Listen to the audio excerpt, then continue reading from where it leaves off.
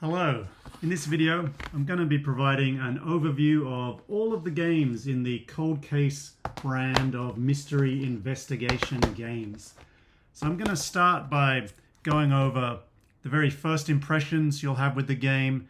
Then I'm going to go over specifically what the designers of the game are aiming for. Understanding that will help you decide whether these games should be at the top of your must-play list or whether they should be at the end of the line. And there's even going to be some free dating advice. In each of these standalone games, you'll use the evidence provided and your own deductive logic to solve fictional crimes.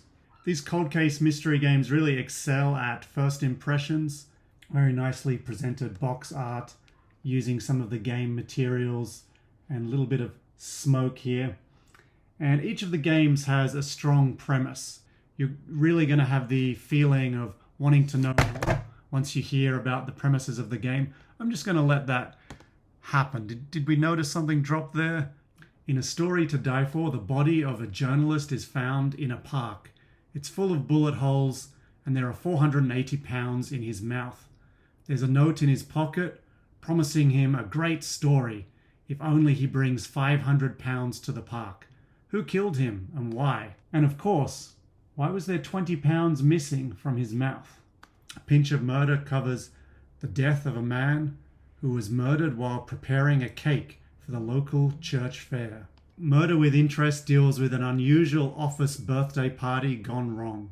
End of the Line looks at two murders. One is a killing that took place in the 1960s during the robbery of the jewelry store, and the second is the murder of the man convicted of the killing in that jewelry store back in the 1960s.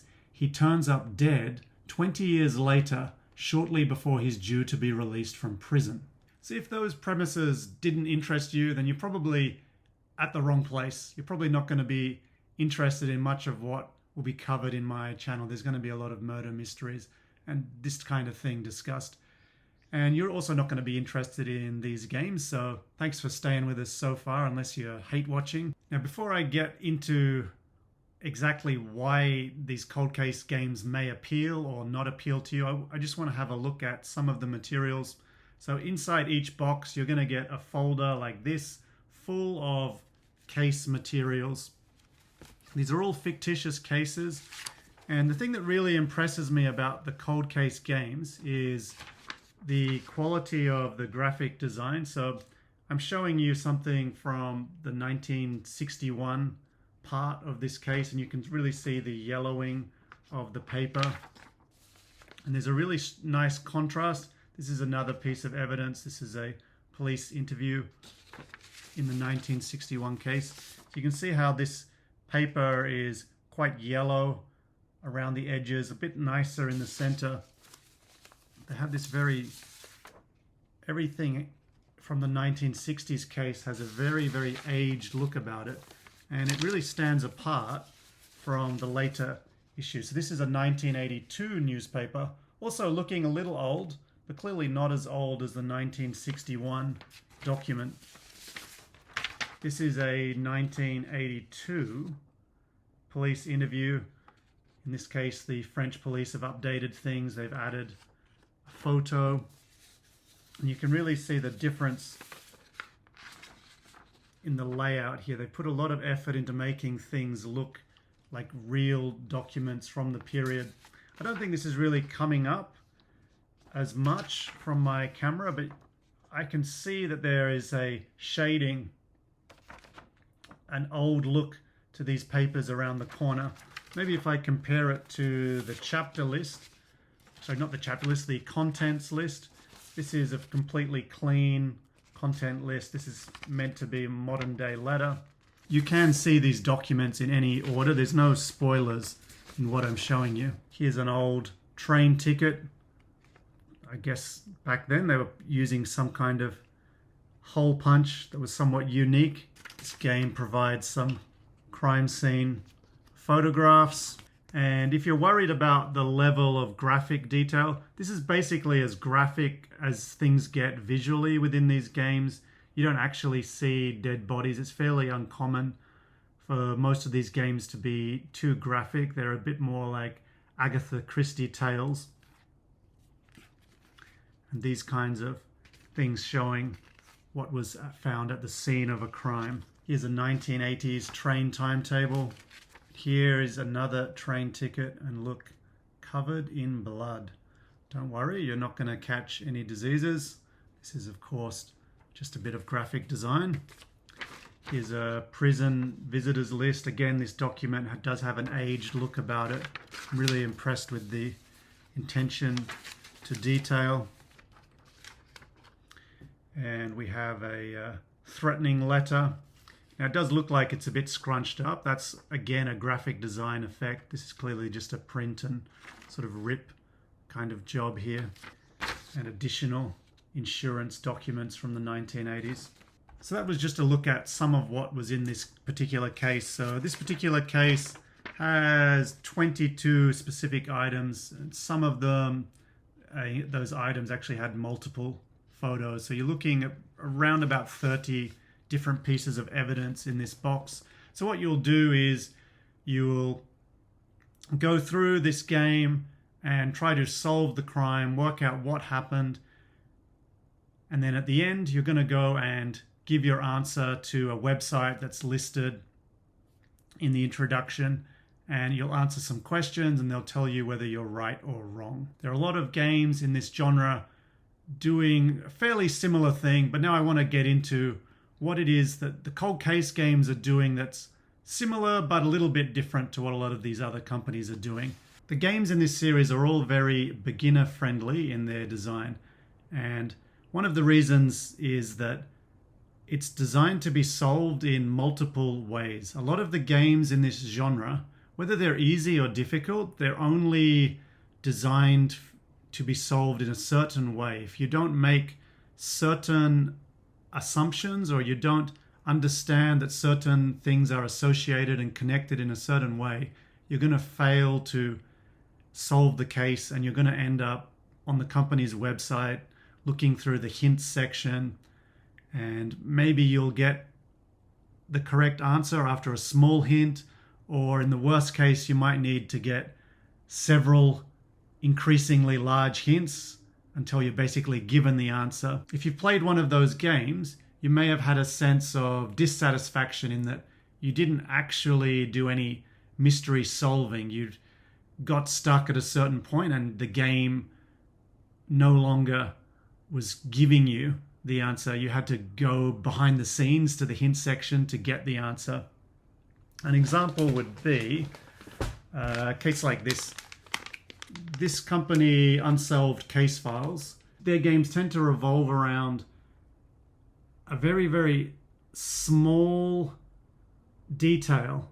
And once you understand that that small detail is correct or incorrect, and you're able to resolve or prove the issue with this detail, you're able to move on to the next case. So generally in a game like this, you're basically making 3 correct findings, and then you're finding who the ultimate killer is. So for example, this game, which I finished recently, I got to the 3rd stage and I had a feeling of where I was going to be able to find this information, but it didn't exactly add up as I had in mind. I'd overlooked a detail, and when I looked into the hints, it told me where to go and I was in the right place. And I didn't quite understand it in the way the game wanted me to understand it. So the overall experience of that for me was a little bit unsatisfactory. And I think the creators of the cold case games had similar experiences with other games in this genre, of getting to a point where you get stuck and you don't quite understand what's gone on. So their solution is to include multiple hints. They have a number of questions to answer. It's usually who's the murderer, might be something relating to the murder weapon or the means of doing the killing, and there might be some additional questions. Within these cases, there are multiple hints throughout the case in regards to each of the questions you have to answer at the end of the game. At a minimum, when you go through the case, you should be able to answer some of the questions by the end. And maybe if you go through it again, you'll be able to answer all of them. So in that way, it's designed to be an experience that's less likely to fail you. You're less likely to come away from it thinking, oh, I didn't really do very well at this game. So if you are a beginner or new to this genre, these games are a pretty good place to start. If you're an experienced player of these games, you might feel that having so many extra hints regarding all of the questions in the games might be taking away some of the challenging aspects for you in solving these games. But this isn't the only series of games that is giving you multiple hints. I found in games like the Hidden Game series, they often give multiple hints for different stages of the game. But another area the cold case games are different is there are no puzzles, no ciphers, no secret codes you have to solve. A lot of games in this genre, for example, this one here, there is a stage where you have to find out what the password that will unlock a safe is. These type of activities are very common in these games. One of the biggest companies in this genre is the Cryptic Killers. They always have a stage in their games where you have to find the password or login details to access a police server. It's generally a stage of the games that I often skip and I just go straight to the hint section at the end. I might try, make a brief attempt at getting it. I think in almost every case, there's been some issue for me in accessing the police server. I think in one of the cases, the answer was something like Eagle Pizza, and the code I entered was something like Falcon Stuffed Crust. And once that was shown to be incorrect, I'm like, I'll just go to the hint section. I'll get the answer. I'm not going to spend a lot of time finding a password and log in. For me, it can be a frustrating aspect of these games. I think for most people, login pages are one of the frustrations of their daily life. Just getting through that login. Did I type my password incorrectly? Omitting this stage of the game is a pretty good point if you're someone listening to this and thinking, yeah, I don't really want to spend a lot of time looking at a computer login screen and trying to work out how to get in here. If you're someone that is into those kinds of things, puzzles, ciphers, that's another reason you might want to avoid the cold case series. Another aspect that's different about this game compared to most of those in the market is there is no additional online content. A lot of these games have some kind of online information. For example, in this one, there is a business card with a web address that you can access. One of my personal pet peeves in this game is some of the companies that provide online content also provide web addresses that are not functional. So you'll see an advertisement in a newspaper with a web address. In the better games, they don't do this, but in some cases, you'll put in those web addresses and nothing will come up. So you've just wasted your time opening your computer. You've probably chosen to play the game because you don't want to just spend, even more time stuck in front of a screen like I am now. So the only form of online content there is involving this game comes right at the very end of the game, where you go onto the website. The website itself is extremely simple, which makes it a very smooth, efficient process to enter your answers. It is multiple choice. What I like about it is they don't reveal any of the multiple choice answers within this box. So I'm going to the website having already answered the questions in my head or on notepaper, and then I'm just selecting and seeing what I get right and what I get wrong. If you do get something wrong, they will give you some suggestions about where to go. And I'll get to why their suggestion system is very good in a moment. I should have talked about that earlier, but I've just realized I skipped that stage. And you'll notice here, they do have this number system. So here's the number system in action. Each piece of evidence has a number attached to it. And this is good for a number of reasons. So first, you can check whether you have all of the content here. If you get an incorrect answer when you submit your answers, the game will suggest to you to go back and check a few different documents. So it's very easy for you to find your way around this. One thing I find an issue when playing this Unsolved Case Files series is when you go to enter your answer, you're asked which documents helped you come to the conclusion. And they basically give you the entire game as a list of options. Sometimes I know the answer, but I then have to spend a lot of time trying to find the title of the sheet. Whereas having this number on the page, if you were thinking of designing a game like this, having this number of the page, you could simply ask the player of the game to give the number of the page that they're having an issue with. And it is also rare for these cold case games to have multiple questions to answer. For example, the hidden games does do that, but cryptic killers, their cases, all you generally have to do is leave the name of the killer at the end. Sometimes it's only the first name of the killer. So I do have a feeling sometimes with these games is that I've kind of gotten it down to 2 suspects, and I think it's probably this one, and I put in the name and it comes up correct, but I might not have fully understood the game.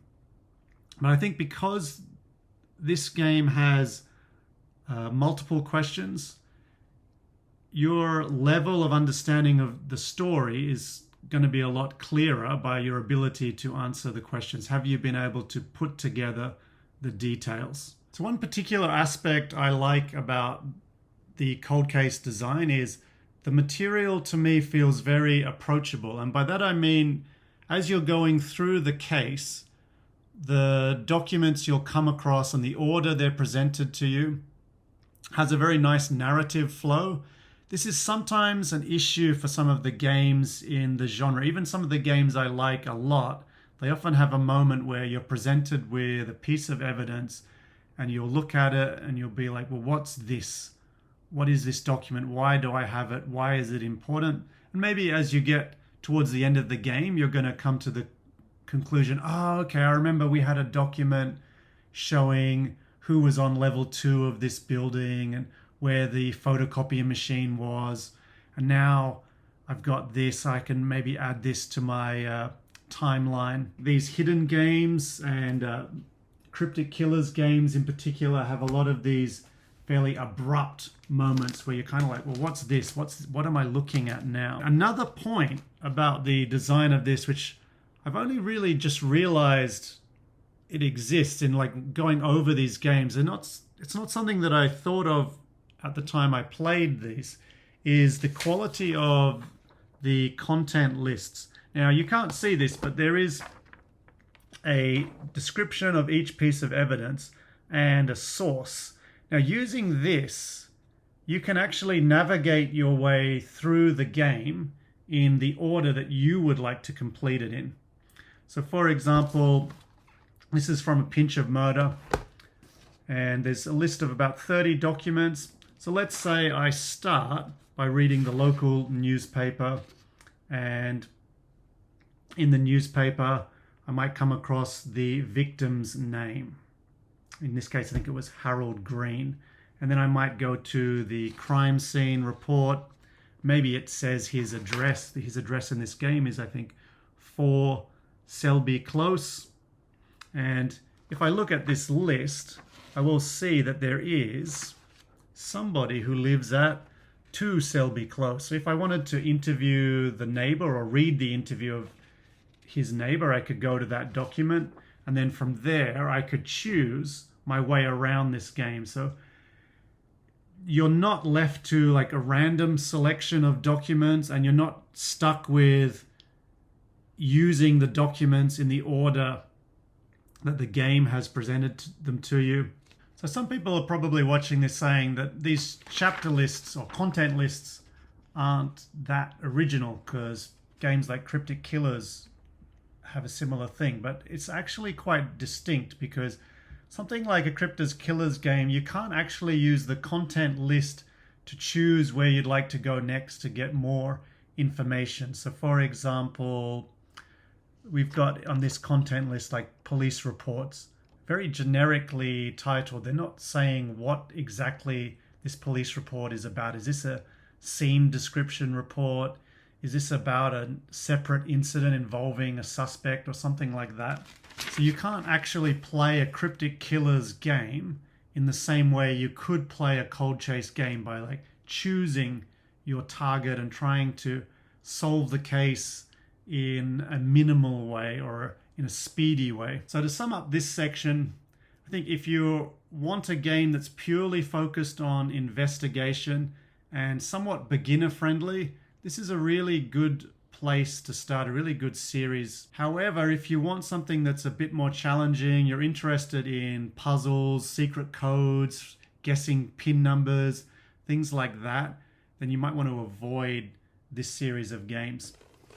Now, something that for me is a bit more of a negative for this series is when you get to the ending of any of these games, I kind of feel like the overall story tends to be a little bit simple. You started out with this strong premise. By the time you get to the ending, it doesn't have that level of it's not that type of elaborate mystery that you might have come across maybe on movies or in a TV series that you particularly liked. I'll give an example. So this is a game I finished recently called Suspects. And I'll show you at a distance. Actually, I've lost it. Oh, okay, here it is. I'll show you the level of detail that you get in the solution of a suspect's case. So you can't read this, but you can just see that there is a lot of content. This is the solution to the case. So the level of detail within the story is so much that you need this amount of time just to go over the solution. This isn't what happened next. This is going over everything in the case that happened. I feel like in these cold case games, when you get to the answer, it's very easy to summarize it in a few sentences. So if you're interested in a mystery that's really gonna like stay with you, where you get to the end and you're like, oh my God, what a clever way the killer did, and how clever am I to have uncovered it all. You're not going to have that feeling. There are aha moments in each of the case. You will have some good moments where you're like, aha, I've got this, I've pieced things together. But they might not be as big as in some of the other games that I've played, and that's partly because it is aiming to be solvable in multiple ways. So there is a trade-off from a design perspective. If a designer wants you to go through a certain series of steps, they have to either do two things with the game. One, they can make it really obvious the steps you have to go through. So I'm not going to mention the game because it might ruin it for you if you play it. There was one game I played where you had to go on Instagram to find the smoking gun that would solve this case. So throughout this game, they're constantly talking about Instagram account. They're constantly mentioning this Instagram account. So the clear message is go there and dig through this Instagram account, see what you can find, and that will give you the smoking gun to solve the case. The problem for that is obviously, one, even with a lot of signposts saying go there, look at this account, maybe you don't have Instagram. Maybe you still think the answer's somewhere in this box. Two, you might go to Instagram and miss it. Three, it might be really obvious for you from the beginning and you might be able to solve this case right at the beginning. Or option two is what the Cryptic Killers have done, especially in kind of the games like the marine biologist game, the musician game that they have. In the Cryptic Killers series, there are certain games where they're really aiming for you to have this big kind of aha moment at the end of the game. And to do that, having a hint system in place that can nudge people into the right direction can be very helpful. You still may have the feeling like, I didn't do everything by myself. I did have to go to the website and get nudged in the right direction. Another aspect of the design that I really like about these cold case series of games is it's very difficult to solve the case without seeing almost every document in the box. As a comparison, this is a game I really enjoyed from a different company, even though it sounds the same, Cold Case Investigation Unit. This is their second case. In this game, you had to match the credit card accounts and bank records and phone records of a series of suspects, but you weren't given their names. So you had to use your understanding of the material to kind of construct the personalities and vices of these people and then match them across. So these, amongst a small number of documents, I spent so much time going through and matching until I had this profile built up of all these people where I knew if I knew their phone number, I could tell you their bank account number, and I could tell you how I knew they were the same person, and I could tell you what they were doing at certain times of the day and with who. However, there is, in this case, and we get to the back here, and there is this little booklet. This is the diary of the woman whose murder you're trying to solve. And if you looked at this booklet at the beginning of the case, those phone records, those credit card messages, those bank accounts, the bank account information is so easy to discern just from reading what's in the last couple of pages here. So by approaching the game from this point of view, the game becomes much simpler, and for me would have been far less enjoyable. I was lucky that I tend to just play things in the order it's presented to me, just because I'm making the assumption that the designer of the game probably wants me to experience things in the order it's available, so that I'll have a certain crescendo, a certain experience. I'll experience twists at a certain point. I won't guess the killer too quickly. So for me, even though I really enjoyed this game, I would say it's a design flaw, because anybody playing this game would have a completely different experience if they read this document first. Whereas in the cold case games, I think it would be really difficult to answer all of those questions. Usually have about 4 on a piece of paper at the beginning, but really it's about 5 or 6, because when you get to the computer section, a few of them are broken into subparts and follow-up questions. So to answer all of those questions, you really have to go through almost everything in the box. So all of these games in this genre tend to be unreplayable, in the sense that you will know the full story of the game by the end. Of course, you can review the material after, and you might find that there were some hints that you didn't notice, but you're going to know who the killer was and how they did it essentially by the time you get to the end of one of these games. So for many people, once they've gone onto the website, checked their answers, got everything correct, they might never play this game, or they might never look at the material again. There's nothing that is damaged or destroyed within this game, so you could pass this game on to a friend, ask them if they want to have a go at it. But it is maybe a drawback of these games. Once you're done, you're done. But the experience of doing it, I find highly enjoyable. For me, each of these games took about 75 minutes or so to complete, which tends to be, I would say, on the shorter side compared to other games in this genre. I feel like most games are more like a movie length, whereas this one was kind of somewhere between a Netflix length and a movie length. I think part of the reason is that the material was a little bit more approachable in its layout, so I wasn't going back and checking things as much as I did with other games. So the games were released in this order. This one seems to be the big seller, at least based on the amount of reviews they have for it on Amazon. Both this one and A Pinch of Murder, which was released at the same time, now available for usually under $13 on Amazon in the US. Might vary if you find it in stores, but at that price, these are very good quality considering the price. These ones are about $16. Which ones do I like? I'm gonna put the ones I like to the front. So my favorite was Murder with Interest. Some of the reasons I like this might be a little bit personal to me. This one's set in 2003 in an office. I think that was the year the Ricky Gervais series The Office came out. I couldn't help but think of a lot of the British office-based TV shows of that era. Things like The Office, Black Books. Of course, that was in a bookshop, but they did have an episode where they got office jobs and strange things happened.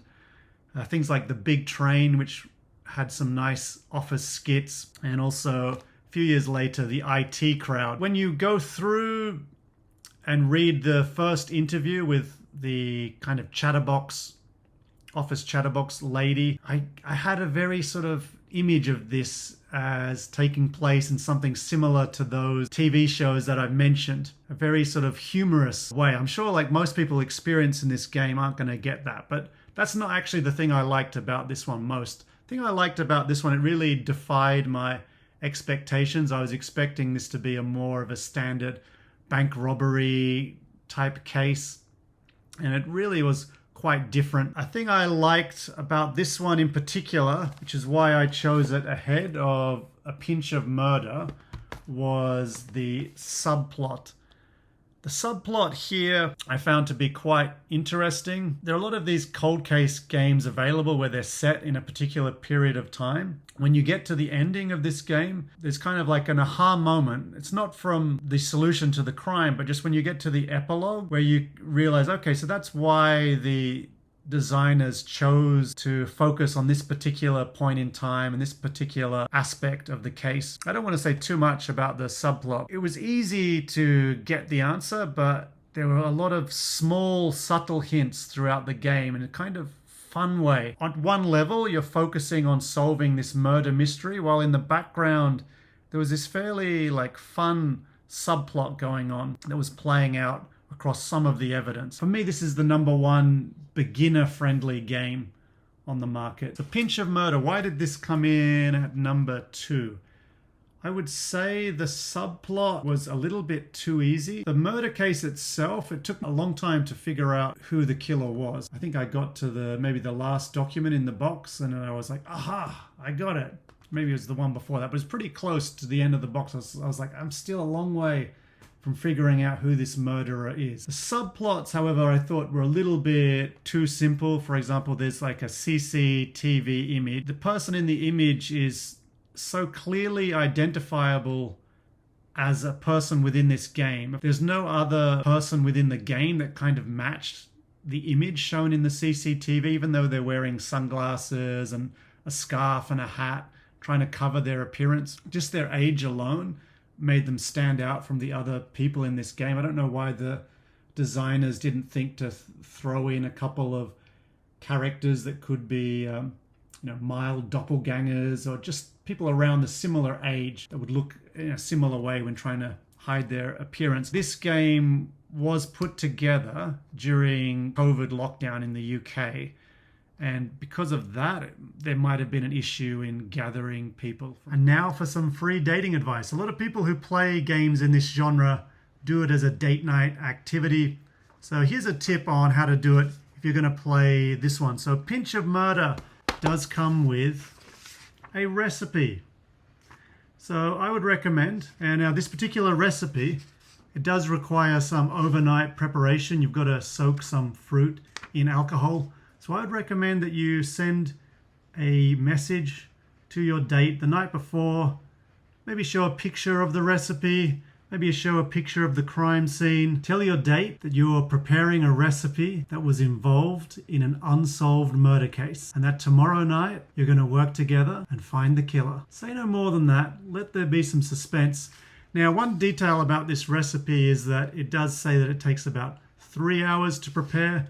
So it's up to you. You could either bring the date over earlier, and remembering that this game is only going to take you about 75 minutes to complete. You're going to have some time in between. It's up to you how you use that time.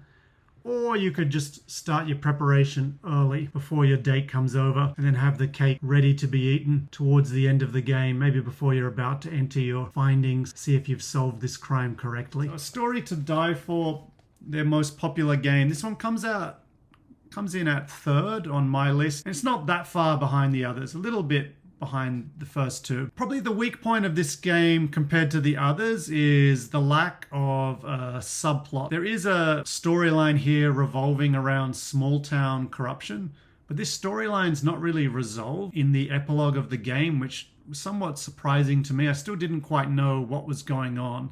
I do remember at one point, a few months after I did pull this game out again, just tried to go through it and solve the background story, because I wanted to know, which people here were working together and who was corrupt.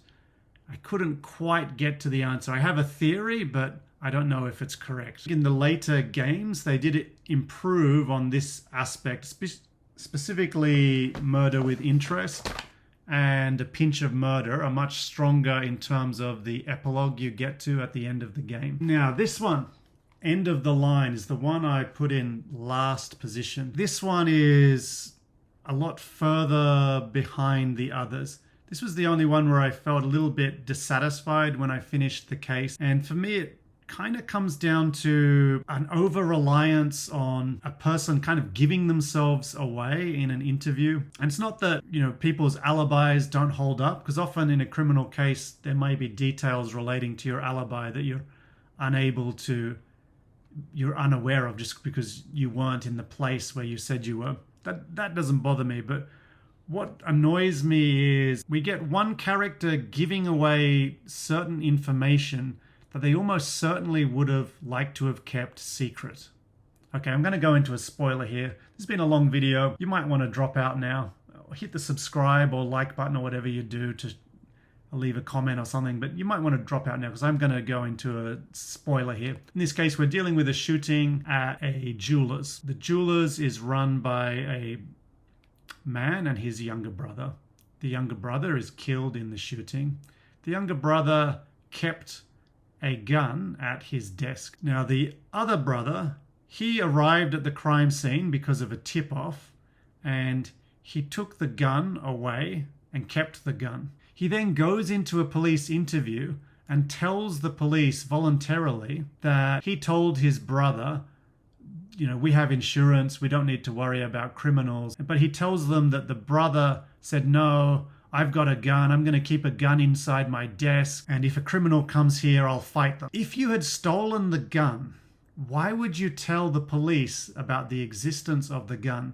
You could have easily made it look as though the killer had brought the gun onto the scene of the crime.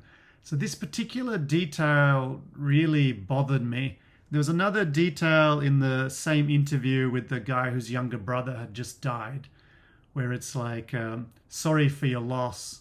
And it's like, don't worry, the insurance will cover that. And it's like, oh, actually, I meant your brother. I could accept that he brought up the gun in the interview if he is so upset by his brother's death that he would make such a mistake. But if he's not upset over his brother's death and he's just quite cold, focused on things like the insurance and getting, an insurance payout, he's not going to be going into that interview bringing up the gun. So this particular aspect of the case really bothered me. And I felt like they could have got around that by just having a police interview with the wife of the younger brother. She's mentioned, but she never appears in the case. But she could have said he kept a gun at his desk in the interview. Finally, what is the future for these cold case games? I did send an email to the inventors of this game, to I think it's a father and son team. Didn't get a reply from them, so I don't know. From what I've heard from listening to a podcast they did, a fifth game was being planned for. That would be set in the US. I guess it's just a curiosity for me as to whether this game actually appears. Just looking from the amount of reviews on Amazon, there's far fewer reviews for the murder with interest and the end of the line game. Perhaps this series has passed its peak. There are a lot of alternatives available in this document dump style mystery genre. And one question I would have is, if you are going to make a case series that's focused on serving the needs of beginners, how many cases do you actually need for this group? What I've noticed from, say, the Cryptic Killers, who are probably the most prolific in the number of cases available in this genre, they started out with easier cases and they're now focusing on longer, more in-depth cases. So they're really trying to serve the need of an experienced player, while they already have the easier games which are available and which are high sellers. But the people who are going to return to your games, they may want a more challenging game. So I'm sort of wondering whether this 5th cold case game will ever appear. That I didn't get a reply to my email could be evidence that I'm correct in that assumption. Okay, thank you. See you next time.